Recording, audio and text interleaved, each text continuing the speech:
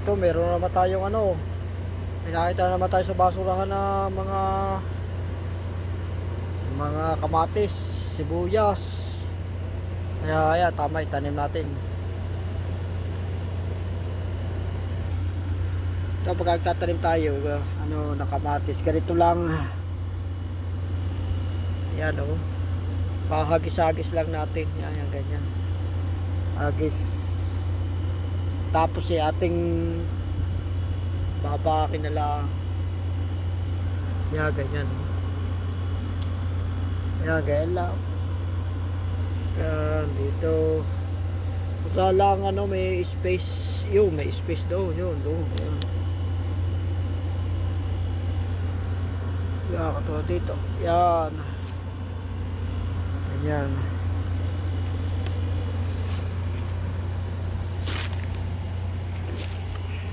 Dito may space. Yun.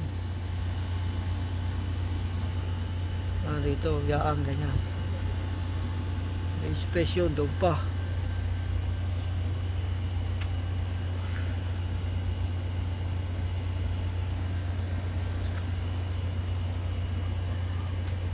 Yan. Ganyan, mga kung saan lamang nga may space, doon lang natin ano, nilalagay.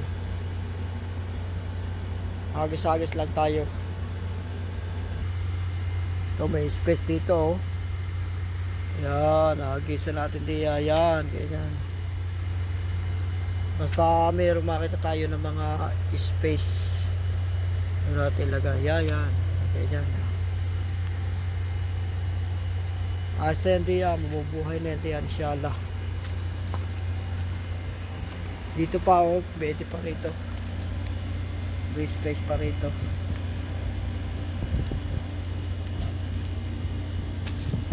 Yan. Isa natin. Basta makita natin na may space.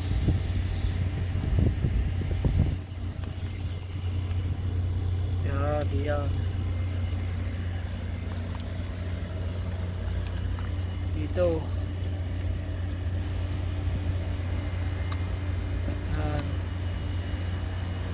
Yan, may tira pa tayo dito. Hanap tayo ng ano, kutsara.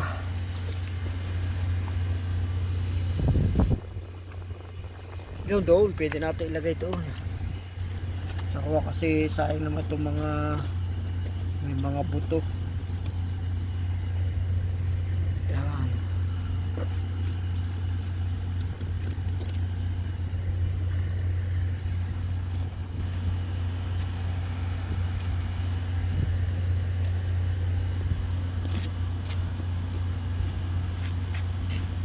Kaya pagka gusto nga naman magtanim ng ano, ng kamatis, kahit wala nga naman kayong kamatis, sa basurahan marami.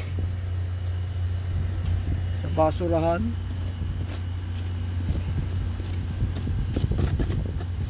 Kaya pagka kayo may nabubulok ng mga kamatis, ano, doon nyo na itapon nyo, huwag nyo itapon doon sa basurahan.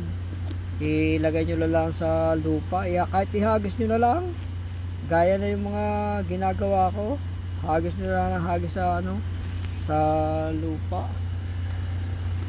Ayun pagka ano, kung ganyan, kung alin yung mga malalakas doon, yun ngayon ang ano, doon kayo makikinabal doon sa mga malalakas.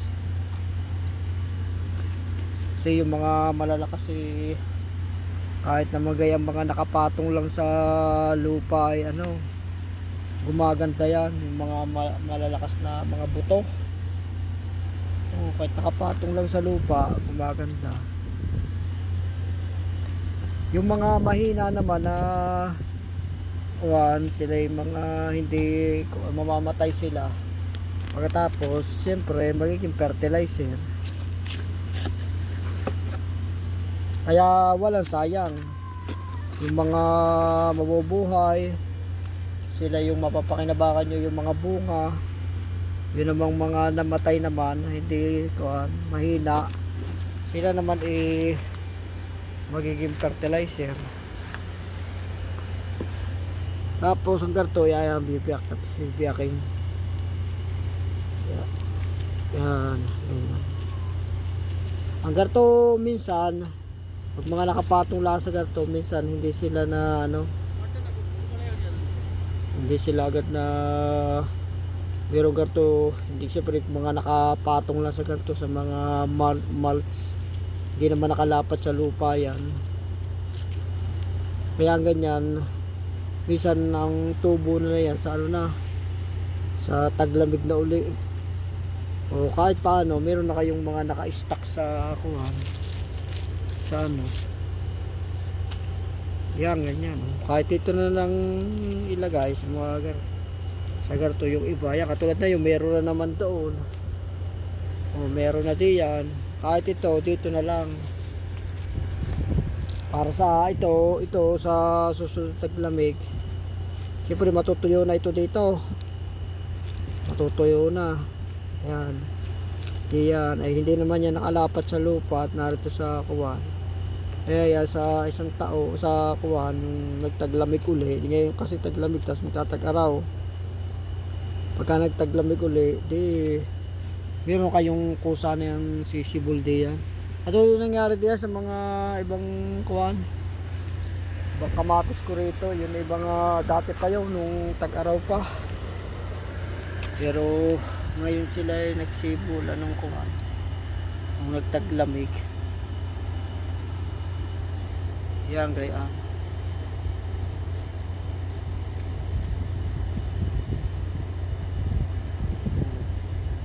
Yan.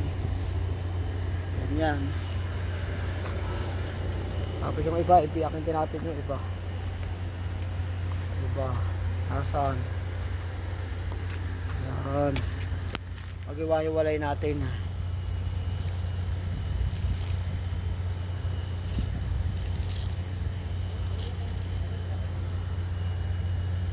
Yan, dito yung iba.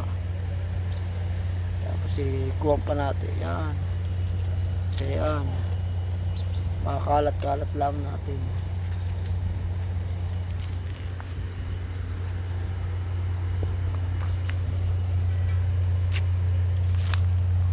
Yan, ito. Kalat-kalat lang natin ngayon. Ayan. Ito biyakin again natin to para agad tumubo siya.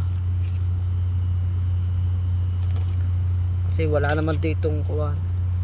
Wala kasi yung kaya mga space yan ano, lalagyan natin ng kuwan ng, kailangan lagi siyang may ano, may mga halaman bawat mga space na gayaan.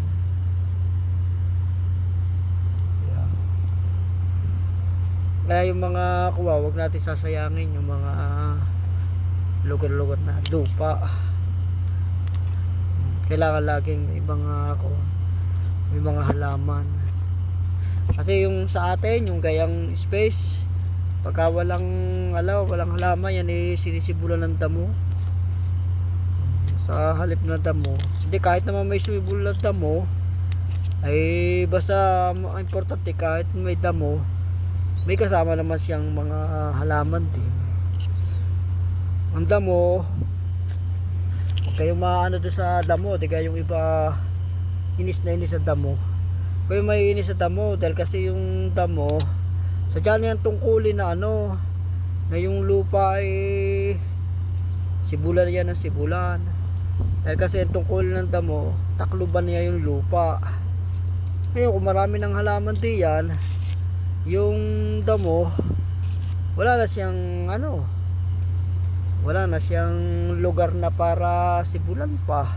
Kita nyo doon sa kagubatan, merong mga maraming puno doon ano, hindi na sila sinisibulan ng damo.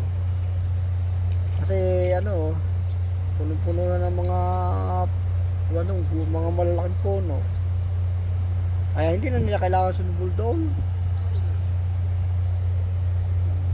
Pero tingnan mo doon sa mga wala masyadong puno at ang damo ay pagkakalago, kasi yun yung trabaho ng ano kailangan takluban yan at takluban ng lupa. Yun ang trabaho ng damo. Yan, katulad nito, kung ano yun, sayang yung mga buto nito.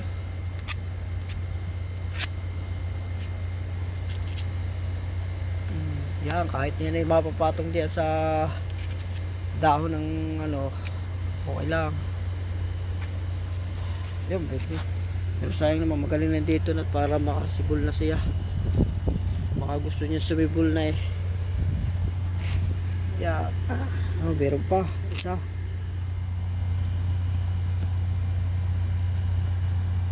Yan. Ito, meron pa mga sibuyas dito, mga sili. Itong mga sili, ito natin ilagay din yung patok. Yan. Mga sili.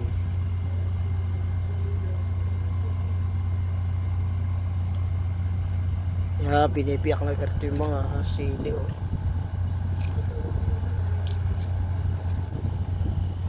Hindi natin mahawakan eh. Hindi. Yan, kaya yan.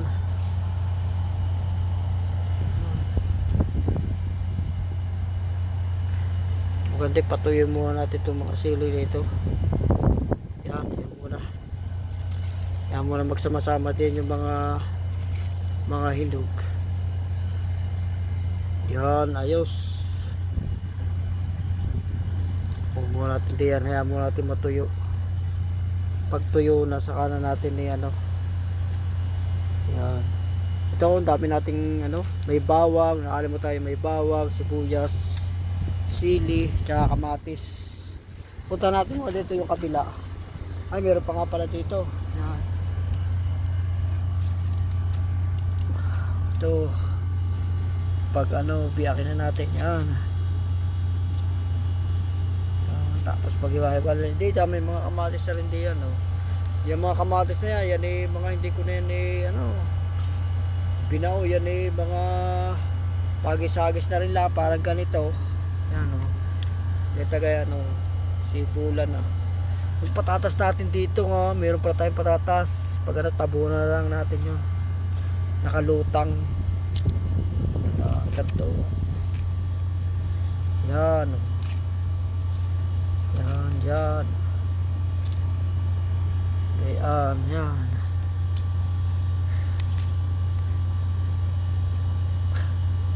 Kaya pagka ganyan ang style na yan yung ang lupa natin pataba ng pataba.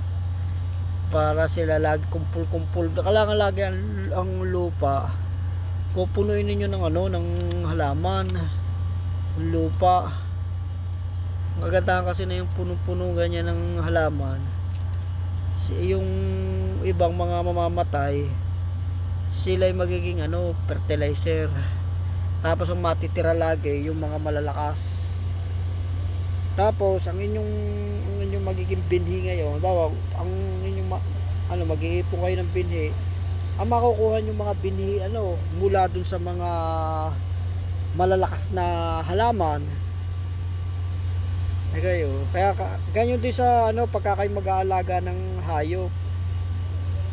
Ang ano, ang pipiliin yung mga kuwan. Mga pagkukuhanan ninyo ng mga yung pagsisimula ng mga hayop. Yung mga malalakas na hayop din. Ano, halimbawa, manok. Dapat yung pinakamalaki doon, pinakamalakas, pinakamasigla. Ganoon. Kaya nga kita ninyo sa ano, sa mga gubat, ano, ang Diyos naggawa ng mga mababangis na kuwan, na ibang hayop para kakainin nila yung mga mahihina na hayop. Halimbawa, may mga usa, bawa 100 usa. Ngayon, yan palagi may mga ano diyan, may mga nag-aabang diyan ng mga palasik na mga ibang hayop. Tapos kung alin yung mahina, yun ang madali nilang mahuhuli. Kaya lahat ng mga mahina, halimbawa yung mga may ibang hayop na parang hinain, eh di sila yung makakain na. O matitira na lang yung mga malalakas. Kaya yung magiging anak ng mga yon, mga malalakas, ganyan din dapat yung sa halaman. Dapat ang pagkukuhanan nyo ng binhi ay yung mga malalakas. Ngayon, pag ang gagawin nyo para malaman niyo yung malakas sa ganyan mga halaman, yung bagang pagkasama-samahin nyo siya, Pagka katulad ng ganyan, tingnan nyo dito. Dito ang malakas na, kata mo sabay-sabay yan, magkakakuha yan, yan di parang ganito. Tingnan nyo ang malakas sa kanila, ito lang, sa dami ng sumibuldi yan itong naunang ito, isa, dalawa. Itong dalawang ito yung pinakamalakas yan, no. Sa kanila mo yung iba, mga hinahin sila. O dapat ang inyong pagkukuhan ngayon, dapat yan yung mga binhi. Pag magbibinhi kayo dito sa dalawang ito, huwag kayong kukuha dun sa bunga ng mga yan. Ganyan. O kaya tayo nyo sa kalabasa din, sa kalabasa. Ang dami kong tinanim diyan, ang dami. O ito makikita nyo na pagkukuha nyo ng binhi, ito tsaka ito. Kaya yung iba diya, kita nyo yung iba, mga malihina, mga kasabay yan, magkakasabay yan ang itinanim. Kita mo sila, sumibol din, kaso maliliit sila. Maliliit. Ngayon, ang pagkukuha nyo ng binhi diyan, ito dalawang ito, yan. Tapos, siyempre mga ilabo-labo, darating ang araw, manghihina na yung mga maliliit diyan. Tapos sila naman, magiging fertilizer na. Ito ngayon ang medyo kukuha sa kanila siya. Yung dalawa.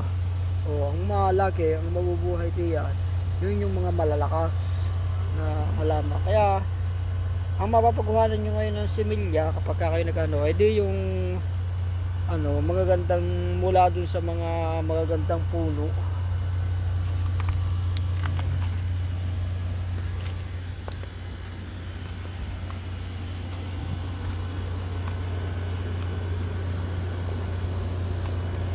Ay, dito pa pala.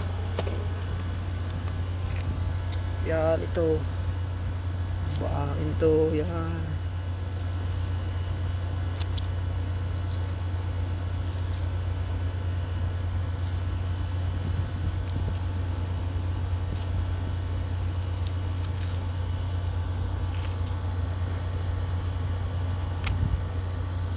Pwede natin tapunan to yan.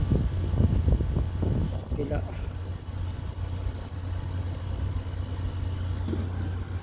Dito yan, diyan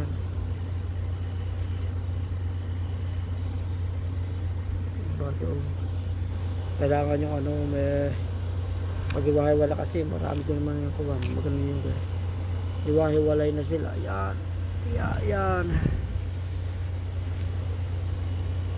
yan, ayos.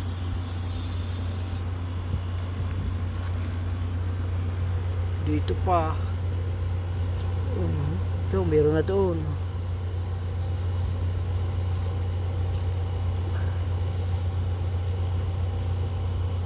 Yan. Diyan natin dito. Yan. Kakagandahan niya itong mga garto. Yung kung magiging yung pinakabalakal niya, fertilizer pa. Kaya maraming ganyan pakinabang.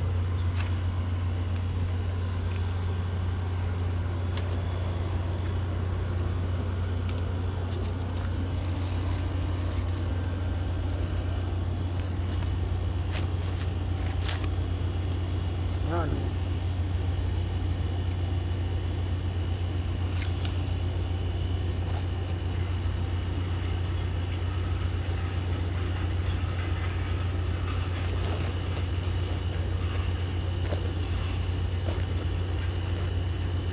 Kaya hindi tayo kaya kagandahan nito pag sumibol siya, ang magiging unang fertilizer niya yung ding itong bungang ito kasi mabubulok mabubulok yan, kaya lahat ng mga bagay na nabubulok yan ay nagiging fertilizer yan. Kaya maganda pagkakuan labo-labo sila diyan, labo-labo. Tapos makikita nyo talaga diyan yung mga malalakas. Diyan.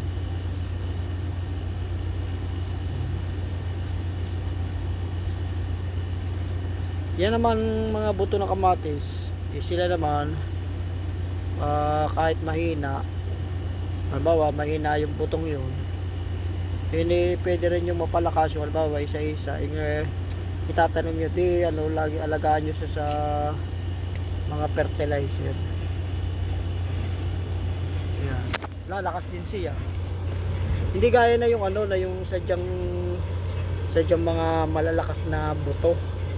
Yung malulusog na buto. Yun eh, kuwang, kahit di masyado siyang may fertilizer yan. Maganda siya. Ay lalo na kapag malalagyan nyo ng ano, matutulungan ng fertilizer.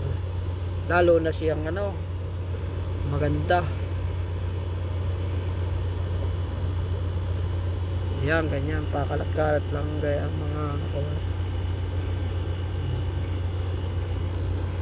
Ito pa, oh. Pero nyo, galing lang yan sa basurahan.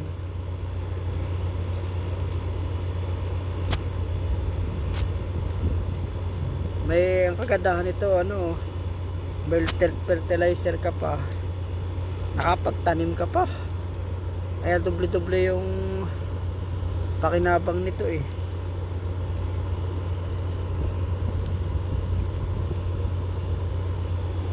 Tapos di ka pa nahirapan magtanim.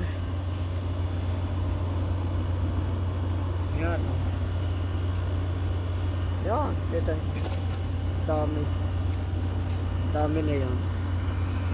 Pagka ganyan ang style, ang lupa pataba ng pataba, maramihan lagi. Maganda naman tingnan yung ano, yung mga tanim mo, yung ano, yung madadalang, magandang tingnan. Kaso nga lang, ang gayon sa una laging mataba, pero pag habang natagal yon, ang lupa kasi papayat ng papayat. Yun, para kumuha, nagyan mo lagi siya ng abono para siya tumaba. Ang hindi kagaya ng ganito, pagka mga ganitong mga style, pagkadating ng araw, hindi ka na magano maglalagay ng abono riya kasi yung lupa niya mataba na. Mataba. Kaya maganda yung ganyan, yung ang lupa pataba ng pataba, hindi yung ang lupa pagka nagtagal, kailangan lagi ng abono mo, ng abono, bawat tanim mo doon mag-aabono ka na ng mag-aabono. Dapat ang lupa yung habang natagal, hindi ka na mag-aabono. Ngayon ang maganda na yung lupa sobrang taba na, hindi mo na kailangan mag-abono. Yun, maganda kayong style. Yan.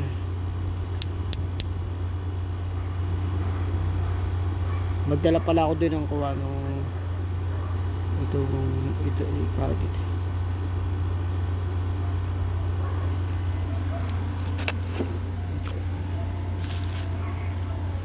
Meron pa tayong ibang taniman dito eh.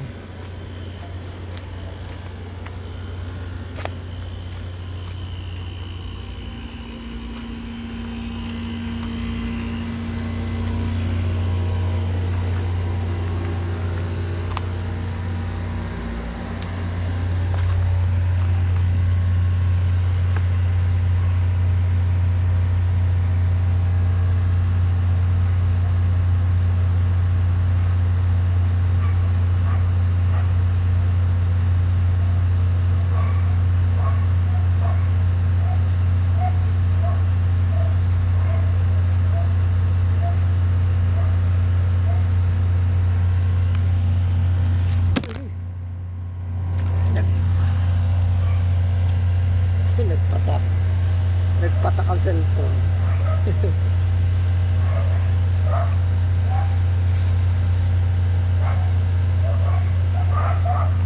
Ang mga kawan dito mga ating lagay para matuyo siya tuyo ng mga kamatis. Ang dami pala mga buto na ng ano, sili oh.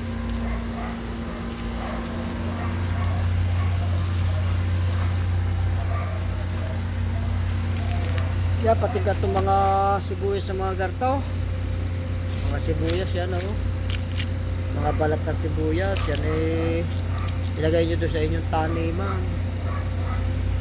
Ayan, kasi yan ay napakaganda niya sa ano, yung kasing katas niyan, maganda yan. Basta lahat ng mga ano, mga nabubulok, ay ano, ilagay nyo doon sa lupa, sa inyong mga taniman. Okay, ayan.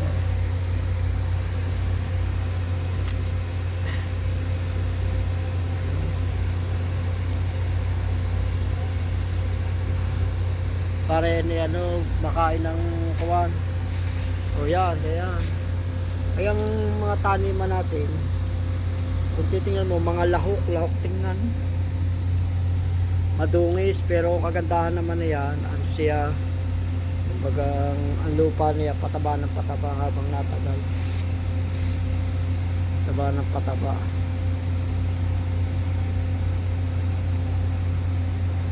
Kaya ganyan na ang ating ating halaman, ang ating taniman.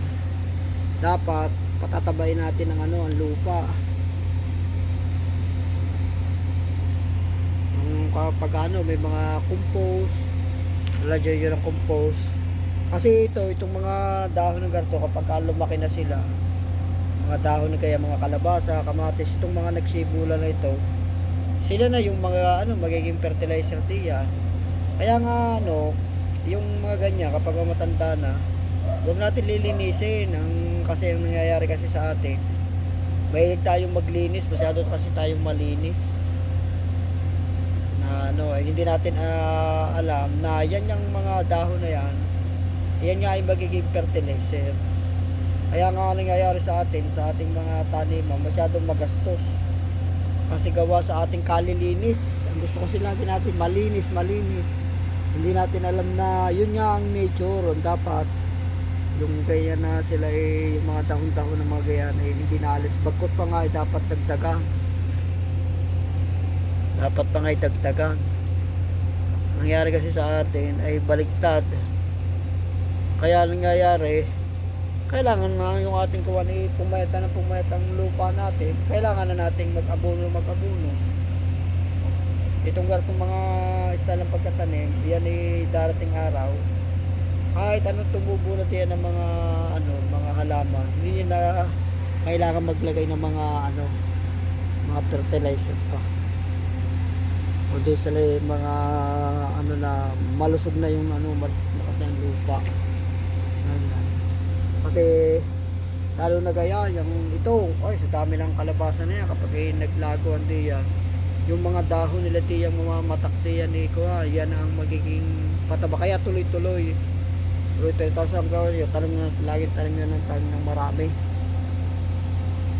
mga tanim para nang sa ganon ay patuloy na tumaba ang lupa.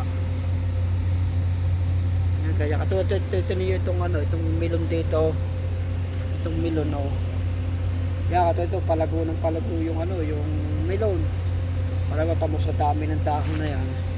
Siyempre yung milon na yan kapag namatay, magiging fertilizer na yan dyan, yung milon na yan.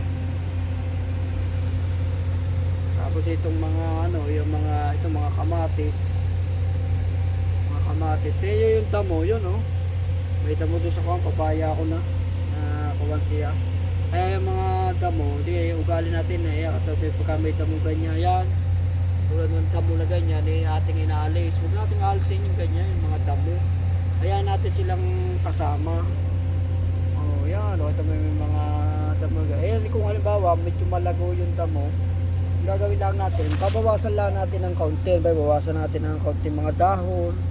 Kasi halimbawa sobrang lago nila, bawasan lang natin ng mga kaunti. Pero huwag nating ugali, alisin natin yung mga ugali na lagi pag nakakita tayo ng damo ay bunot na ng bunot. Huwag natin pagkatanggalin niya ng mga damo. Ang lang natin sa ating mga taniman, yung mga baging, halimbawa yung kasing yung mga tanim tayo na kuwan, pinupuluputan ng mga baging, yan ang kailangan alisin ninyo talaga. Yung maaari bunutin nyo yung ugat, kasi ang baging kasi napakabilis na yan, sobrang bilis ang baging. Ngayon yung mga baging ilagay nyo lang dyan sa mga tabihan, Kasi yung baging, yan eh kasing baging na halaman, yan eh napakalaking tulong din dun sa ano, kasi napakalago nila pagkatapos yung mga dahon nila yung namamatak dyan sa kuwa, yan yung nagiging fertilizer. Kaya malaking tulong din niya. Kaya yung mga baging dito na lang sa mga tabihan, sa mga balis piso ng ating taniman. Tapos yung mga damo-damo lang na mga kung ano-ano, mga damo-damo, hayaan nyo lang diyan mga damo. Tapos ang inyong dadamihan niyan itong ating mga kuwan, kasi katulad yan ng mga kalabasa, siyempre ba makapalanta mo, ang gagawin ng kalabasa na yan, bawal marami tayong yung pagkatanim nyo ng kalabasa ganito, yan makapal, ay ang mga damo na ganyan ay ano, tatalunin niya ng kalabasa. Pero kung halimbawa may tanim tayong kalabasa, tapos ang damo ay pagkakarami diyan, ang tanim natin kalabasa ay para isa, ay di ano, minsan tatalunin pa siya ng ano, ng damo. Kailangan makapal ang damo, damihan niyo ng tanim ng kalabasa para talunin nila yung damo. Hindi pa kayo nahirapan kaysa dun sa yung mga kuwan gamasan nyo ng gamasan nyo ng gamasan, ay mapapagod kayo sa kagamas. Kaya maraming ang tuwa ng mga nagsasaka talagang nahihirapan lalo. Ano kasi sila na rin ang gumagawa na kayo ng paghihirap, ayaw nila nang gumawa ng paraan ng sila yung hindi mahihirapan. O makapalanda mo, kapalan mo ng talim ng mga kalabasa, ay pag hindi naman yung damo inakyatan niyan.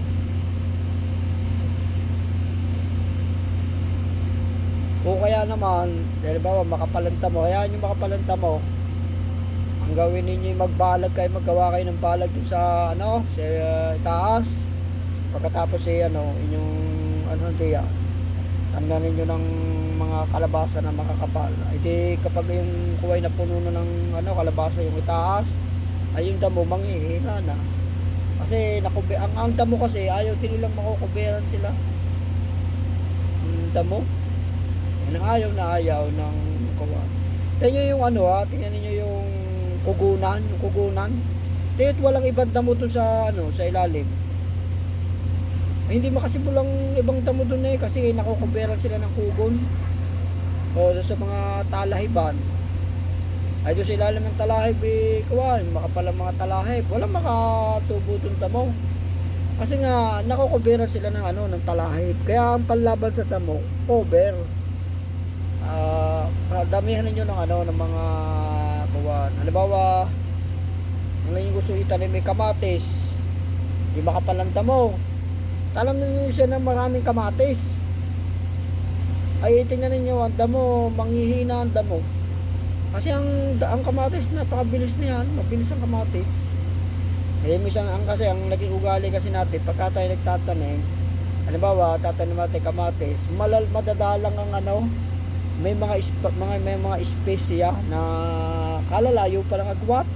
Ay di nangyayari, ang damo ngayon tuwang-tuwa ngayon, oy, sabi ng damo nakita ng damo, uy, may laki pang space doon, sibulan natin kasi may space doon pero ang damo pag nakita nilang walang space doon, puro na mga kamatis, talagang tikit-tikit na halos yung mga kamatis. Ang damo naman nahanap naman sila ng ano, ng ibang lugar, dahil bawat lugar na yan ay marami na diyan mga buto ng ano, ang ano kasi ang mga damo magaling sila mag-imbak ng buto.